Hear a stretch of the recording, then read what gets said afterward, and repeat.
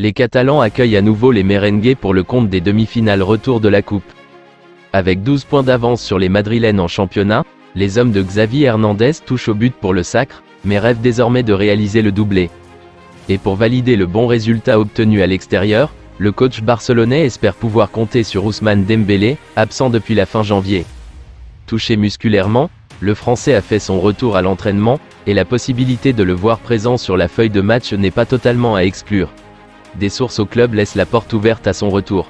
L'espoir est mince, mais il existe, ce qui n'est pas le cas pour Pedri. Après avoir connu une rechute juste avant le classique en Liga, l'Espagnol est d'ores et déjà forfait et le staff médical ne veut prendre aucun risque. Depuis le début de l'exercice, Ansu Fati cumule les entrées en jeu, mais peine à se faire une place de titulaire. Xavi Hernandez l'a aligné d'entrée à seulement 9 reprises en championnat, sur 29 journées, et 2 fois en 8 matchs de Coupe d'Europe.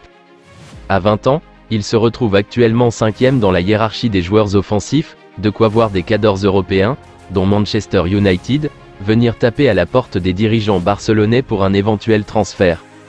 Une réunion entre Matteo Almani, Jordi Cruyff, le père du joueur, dans les locaux du club.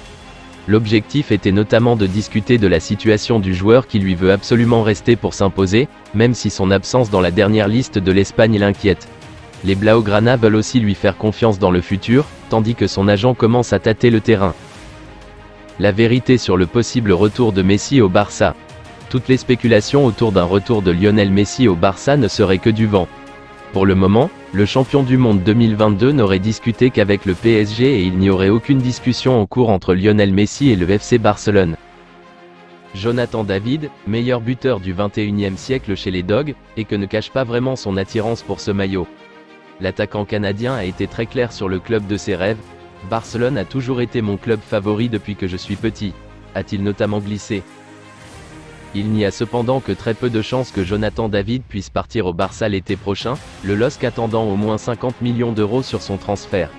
Bloqué par la Liga qui ne lui donnera aucune marge de manœuvre, le FC Barcelone doit d'abord abaisser de 200 millions d'euros sa masse salariale et vendre quelques éléments pour espérer pouvoir faire un ou deux coups.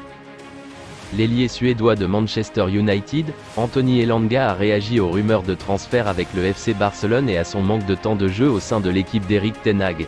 À la question de savoir s'il était proche ou non de rejoindre Barcelone, Elanga a répondu « C'était en janvier ». En réponse à ces rumeurs, il y a eu des discussions à ce sujet, mais pour l'instant je me concentre sur United. Nous avons encore une grande saison devant nous et nous devons la terminer le mieux possible. C'était en janvier, je ne peux pas me concentrer là-dessus maintenant. La meilleure chose que je puisse faire est de me concentrer sur le reste de la saison et ensuite je parlerai au club. J'aime le club, mais il est important pour moi de jouer. Je suis encore jeune. Nous avons discuté avec le club, il sait ce qu'il faut faire et je sais ce qu'il faut faire. Je vous remercie d'avoir regardé ma vidéo, n'hésitez pas à vous abonner pour plus de contenu similaire.